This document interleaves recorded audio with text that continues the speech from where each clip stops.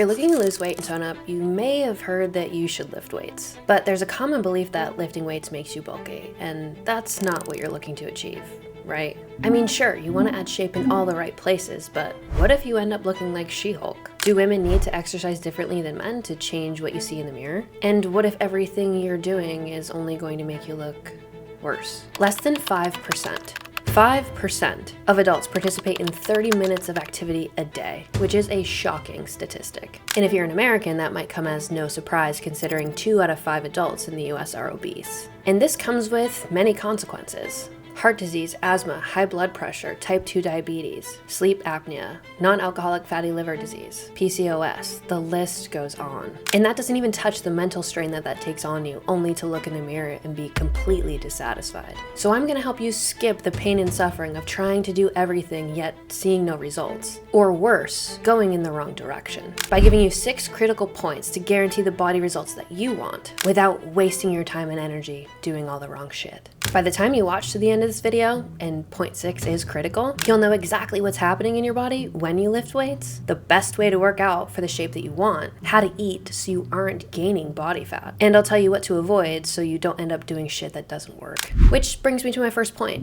What is lifting weights? Simply put, weightlifting is picking up weights and putting them down. Also known as strength training or resistance training. It involves using free weights, machines, or your own body weight to build muscle and strength overall. But it's not just about getting big muscles. It's about improving your overall health, boosting your metabolism, and enhancing your daily performance. But here's the thing, if you're lifting weights with poor form or improper technique, you're not going to get the results that you want. You might even end up hurting yourself, which would keep you down for much longer. So let's break down the essentials of lifting weights the right way. First up, form. Good form is crucial when you're looking at building muscle. Lifting with poor form can put unnecessary strain on your joints, ligaments, and tendons, leading to injuries like sprains and strains, or chronic issues like tendinitis or joint pain. By maintaining proper form, you're ensuring that the muscle, not the joint, is doing the load of the work, and this significantly reduces injury. The other benefit of using proper form is that you're targeting the correct muscle group in general, and you're able to engage them fully. For example, a correctly performed squat includes the quads, hamstrings, glutes, and core muscles. But if your form is off, you may end up leveraging your lower lumbar or lower back, which can increase the pain that you feel when you perform a squat. This not only makes the lift much harder, but it can promote injury over time long term. And it also impacts your ability to overload or progress within that movement pattern in itself. Which brings me to efficiency, right? The efficiency of your lift will be reflected in the quality of the movement pattern that you're performing. When you're lifting with proper technique, you can move the weight much more effectively. This means you can lift more weights and perform more repetitions with lower levels of fatigue. Whereas in contrast, poor form will lead to higher levels of fatigue and wasted energy, which makes it significantly more difficult to progress in your overall training.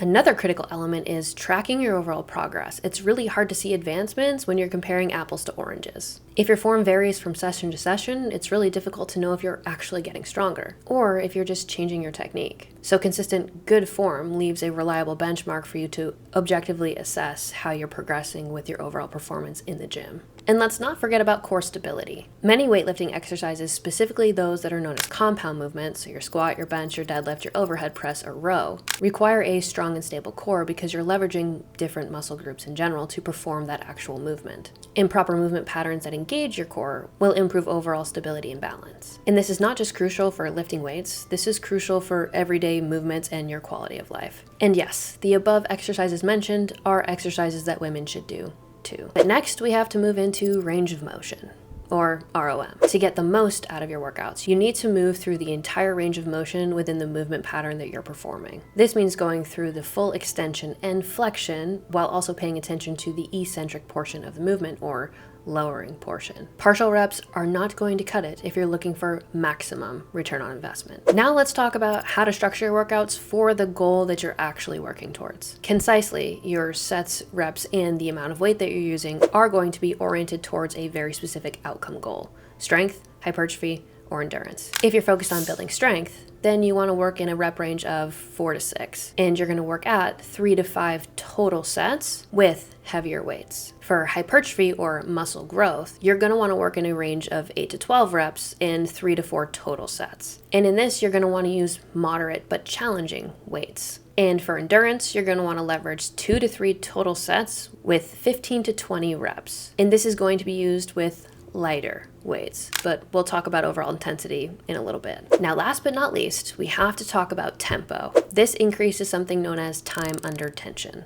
Time under tension is the amount of time that the muscle group is under some type of stress during a set. So a slower tempo increases the amount of time under tension, or the amount of time that the muscle is doing work. And this will lead to overall greater levels of fatigue, but also a greater stimulus for growth. To recap, weightlifting is all about using resistance to promote muscle or strength. Focus on good form, moving through the full range of motion, tailoring your sets and reps to reach your goal, and leverage time under tension to drive better overall results. Which brings me to my next point. What actually happens to your body? If you're a woman, you may be worried that if you start lifting weights, you're going to get somewhat bulky. So I want to break down this common concern, which requires me to address the rate of muscle growth versus the rate of fat gain. And this will explain to you how people get bulky so that you can avoid doing that if you don't want to go down that rabbit hole. Now, the only people who discourage women from lifting weights are men who are afraid of women and women who are afraid of doing hard work. But first things first, let's talk about the rate of muscle growth. On average, with consistent training and proper nutrition, you can expect to gain half a pound to a pound every month. And that's if you're a beginner. The truth is the rate of muscle growth slows down as you get more advanced, and that's because muscle tissue in itself is incredibly metabolically taxing, and we all have an upper limit as far as a genetic ceiling. For most people, building significant amounts of lean body mass takes time, consistency, effort, blood, sweat, tears, some frustration, and a fuck ton of patience. And as you get more advanced, what you will have to understand is that you're going to have to leverage different styles of training and become significantly more structured as far as a form of specificity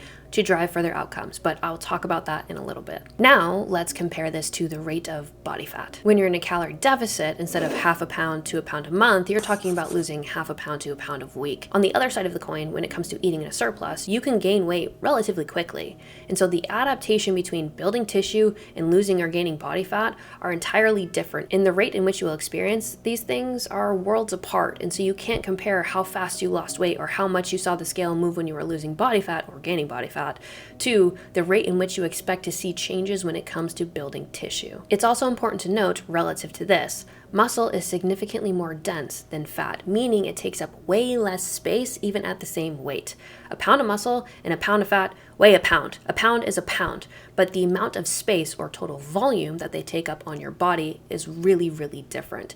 This is also why focusing on the scale will drive you fucking nuts, because if you build tissue, but your waist measurement changes or your clothes fit better, but you're focused on the scale going down, you're going to miss the actual progress that you're making. Because if I have to guess, you want to look great naked. You don't care about being skinny fat. And so in order to avoid that, we have to focus on, are you getting stronger? That is going to help you lose fat significantly better than overly restricting calories and spending hours on a cardio machine. Now we're going to completely dismantle the idea of getting bulky, and if you don't want to get bulky, then I need you to listen to me. In order for you to get bulky, you would have to be on some type of anabolic steroid or have wildly freakish genetics, while also eating like it is your full-time job. The odds of you getting bulky are minimal. And so allowing this fear to prevent you from doing what is best for you for both your quality of life, longevity, and health, and also your body composition and confidence is ridiculous. Most women do not have the hormonal profile to drive adaptation to where you would be putting on massive amounts of lean body mass. Instead, you'll gain muscle, which enhances your overall appearance and gives you curves in all the right places. Now, what you need to understand around getting bulky is it's all about body composition, or the ratio of muscle to fat within your body. This means when you are strength training, you do not have to go through a bulk.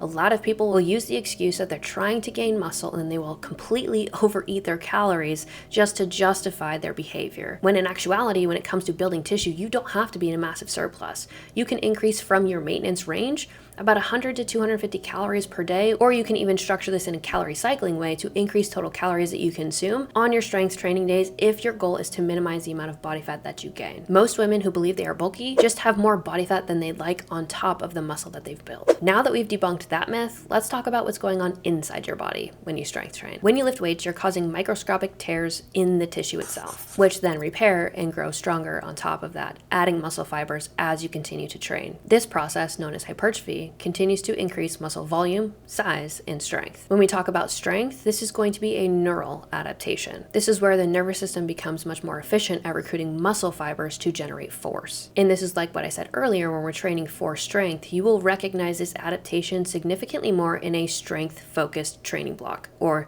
that 4 to 6 rep range. When it comes to metabolic rate, which is what most people struggle with when it comes to actually dieting, losing fat, and seeing results, muscle tissue is metabolically active, meaning that it requires calories to sustain itself. This increases your resting metabolic rate, which increases the amount of calories that you burn at rest. This will also help improve something called insulin sensitivity, which is how your body metabolizes and utilizes glucose. And this will help manage your blood sugar levels and prevent type 2 diabetes while also supporting and improving things like PCOS. Now, when it comes to hormones, resistance training does have a lot of positive impacts. Both men and women experienced increased levels of growth hormone and testosterone, which is important, again, for men and women. And this is what's responsible for helping to promote growth and repair of the tissues. Now, you might be nervous about cortisol because it's literally the buzzword all over the internet right now. Although cortisol, which is a stress hormone, can rise acutely post-training, regular strength training helps mitigate and reduce chronic cortisol levels. This is as a consequence to you doing it over time.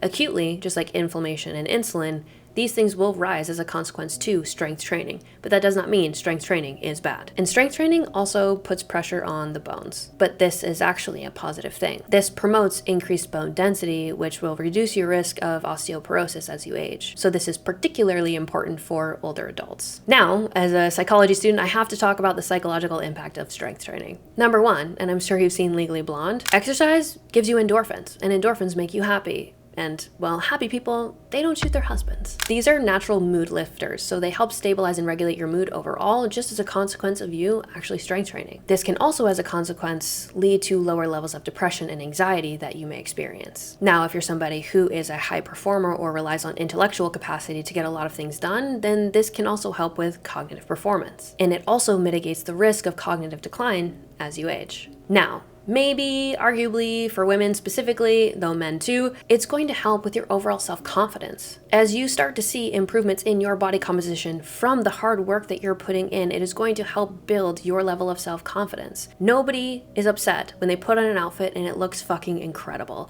especially if you spent a lot of time hating going into dressing rooms, trying on new clothes, and hating the way that they looked on you. You deserve to feel confident as fuck, and strength training is going to help you get there. Which brings me to my next point. After strength training, how do we support that? Let's debunk the anabolic window. You've probably heard that you need to slam a protein shake post-workout to maximize your gains. But is that really true?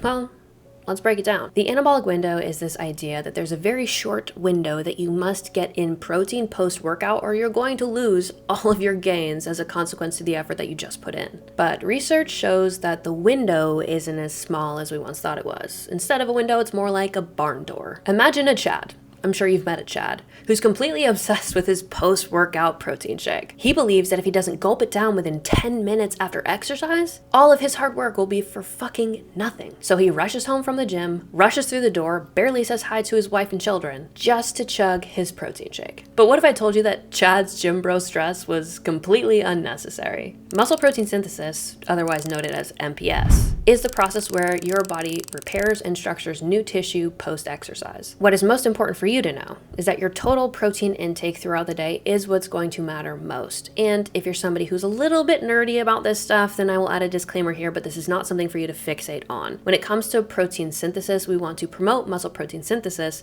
but it also has to refract. And so this typically happens within a 3 to 5 hour window. No, this does not mean you have to eat every 3 to 5 hours, though most people are hungry within 3 to 5 hour windows. Put in simple terms, when you eat, make sure that you're getting 25 to 30 grams of protein in each meal, and you will hit your protein goals throughout the day and not have to stress losing your gains. And research would suggest that spreading your protein evenly throughout the day is the best way to support your overall strength and performance gains. But as I just touched on protein, I do want to touch on overall calories and macronutrients so that you know how to support your body to drive the adaptation or outcome body that you're looking to achieve. First, we have to talk about calories. And as I mentioned earlier, you do not have to be in a massive calorie surplus to build tissue. Stop doing that. You can build tissue at maintenance, by the way. And if you're somebody who wants to maximize growth, then yes, you want to be in a slight calorie surplus, but you do not need to bulk to eat like an asshole. You don't have to do that. And it will put you into these frustrating and overwhelming cycles of losing weight and gaining it back and losing weight and gaining it back and justifying it by saying that you're bulking.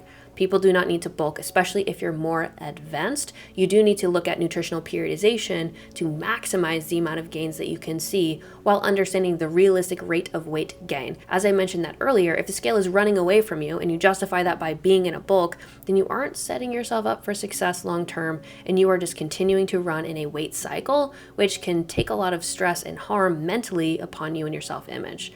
So again, you can build muscle at maintenance, especially if you're a newbie, but if you're somebody who's more advanced, you want to be in a slight calorie surplus, or you can calorie cycle these things on your strength training days to make sure that you have enough fuel ready to drive adaptation and support recovery. Next, let's talk about protein. Now, protein is important, and I'm sure if you ever took science in school, they know protein is the amino acids that's a building block for all the things that happen in your body, blah, blah, blah. You know what I'm talking about. But your muscles need overall amino acid profiles in order to grow. So what does this mean for you practically? What I want you to do is aim for 1 gram of either goal body weight or current body weight of protein per day. And if you're somebody whose protein sucks because you're only eating 40 to 60 grams, slowly aim to increase that over time relative to achieving 100 grams per day consistently. You can get this from things like chicken, fish, or eggs consistently, Greek yogurt, cottage cheese, but remember, you don't need a protein shake every single freaking hour. And the best approach, honestly, is to get your protein from whole foods. Now, let's talk about carbs, which people tend to demonize for reasons that are entirely unnecessary. Carbohydrates are your body's primary energy source, especially during exercise, more specifically, intense exercise. These replenish glycogen stores within your muscle tissue, which can help you not only perform better, but recover better within workouts and after workouts. I've talked a ton about carbohydrates, ATP, and overall energy production on my Instagram, so if you don't follow me there,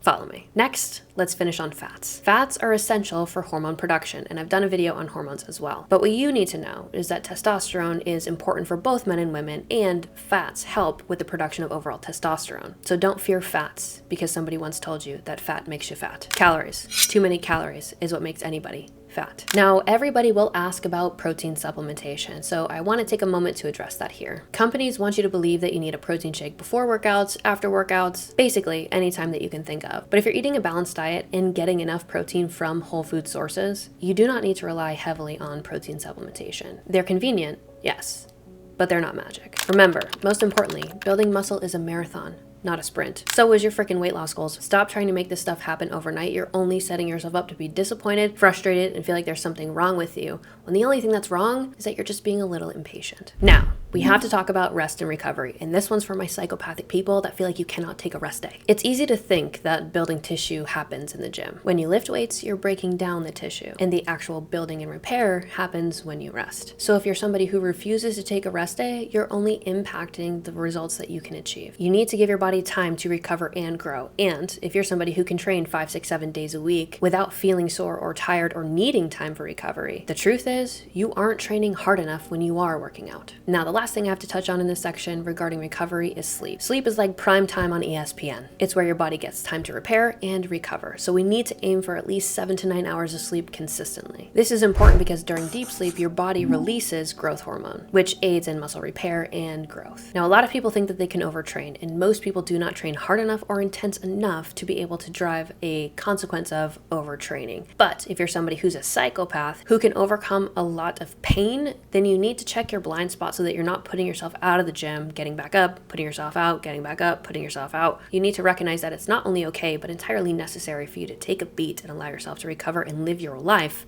outside of the gym. Which brings me to my next point. The quality of your training matters more than the frequency or the time of your training. As I mentioned earlier, the way in which you train can drive drastically different outcomes. And it can make all of the difference in what you see as far as your results are concerned. We have to tackle the concept of progressive overload. This is an essential principle for anybody who's looking to get stronger, build muscle, or increase overall performance. As I said earlier, when you're a beginner, you can pretty much get away with doing anything and it will drive some type of adaptation. But as you shift from beginner to intermediate and intermediate to advanced, you are going to have to dial in specificity around your training goals. And this is where overload comes in. Essentially, what progressive overload means is increasing the amount of stimulus that your muscles experience on a regular basis, or the overall demand that is placed on the tissue. This can be done by lifting heavier weights, increasing the number of reps, increasing the number of sets, decreasing the time between sets and using overall techniques like increasing time under tension or paying attention to tempo. But let's break down the 3 categories: beginner, intermediate, and advanced. If you're a beginner, I just want you to start with the basics. Focus on learning foundational movement patterns and make sure that you master form. Then I want you to focus on slowly being able to increase the reps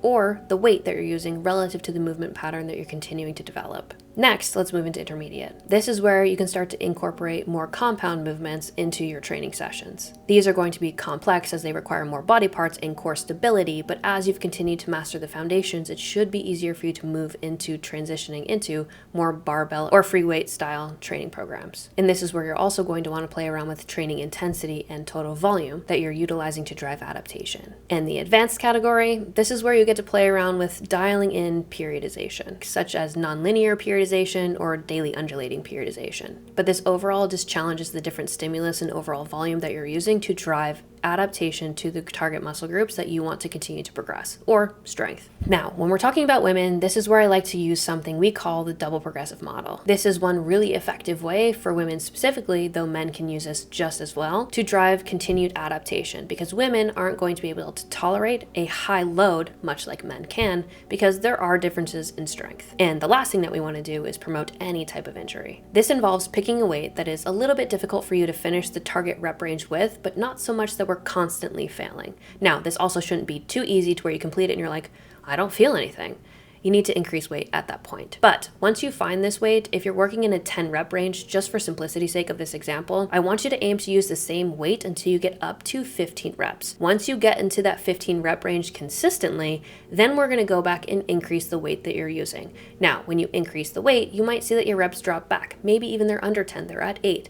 That's okay. We want to aim to continue to use that weight and slowly increase the amount of reps that you're doing by 5 or so 8 to 13 or 10 to 15, depending on where you're at a starting point. Once you get up to 5 more reps, then we're going to go back and increase the weight again. This allows you to ensure that you're continuing to progress throughout your training program without always focusing on lifting more weight. Now remember, you don't always have to also increase it by 5 pounds. There are 2.5 pound plates for a reason. Use them. The most important thing is that you're driving further adaptation by incorporating a higher level stimulus. Which brings me to the most important point of this video. So many people focus on getting instant results, and they tend to think about their fitness journey and their strength building journey as a means to an end. But this is problematic for many reasons. If you only exercise, eat well, move your body, get in steps, prioritize sleep, all the things, under the conditions that this happens or you behave this way, when you're trying to lose fat or lose weight, what happens when you stop trying to lose weight? You stop doing those things.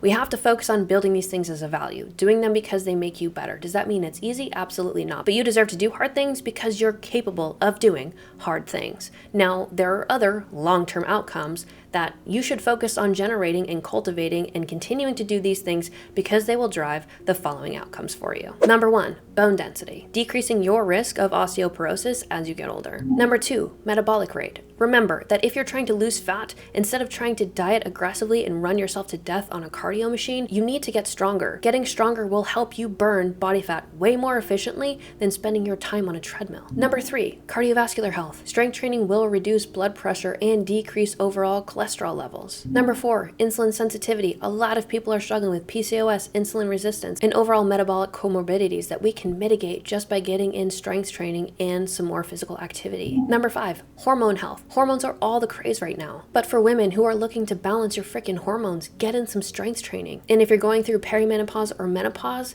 simply strength training can help decrease the gravity of the symptoms that you're experiencing throughout this time of your life. And if you're interested, as a note, on understanding all the things that are happening hormonally or how to lose body fat with imbalanced hormones, watch the video that I've linked in the description where I map all this shit out. Number 6, your autonomy. I'm sure you don't want to become reliant on other people to take care of you as you get older. Being strong and fit allows you to be able-bodied and independent as you get older without relying on everything outside of you to take care of you and make sure that you're thriving. You don't have to give your independence up at the age of 65. You can choose to give your independence up at the age of 65 if you refuse to do the things that are good for you, because sometimes the things that are good for us don't feel so good in the moment. And last but not least, your confidence in your appearance. You want to look and feel amazing, and you deserve to look and feel amazing. Yet so many women live under a sea of clothing because they hate the idea of feeling seen. You've tried everything. Juice cleanses, fad diets, keto, carnivore, you name it, you've probably tried it, and that shit doesn't work. It only makes you feel broken. And then you've got media telling you that thinner is better and more pretty when that's actually just not true. Ultimately, I care so much more about you feeling strong and sexy, right? I want you to be free from diet culture and all the bullshit that people get you lost in, feeling like you have to do all these extreme things to feel validated, worthy, or attractive when you don't. Get comfortable picking up weight. A strong woman is a bad bitch. I said what I said and I mean it. And please don't fear getting bulky. If you are bulky, it just means that you have more body fat than you need, and we need to look at dialing in your nutrition. So that's it. Those are the 6 really important things that you need to understand about what happens to your body when you strength train. And if you're interested in understanding how you can lose 25 pounds without restricting yourself, running yourself into the ground, and removing all the things that you enjoy about your life, then click on this video and I'll see you there. If not, fuck off. Bye.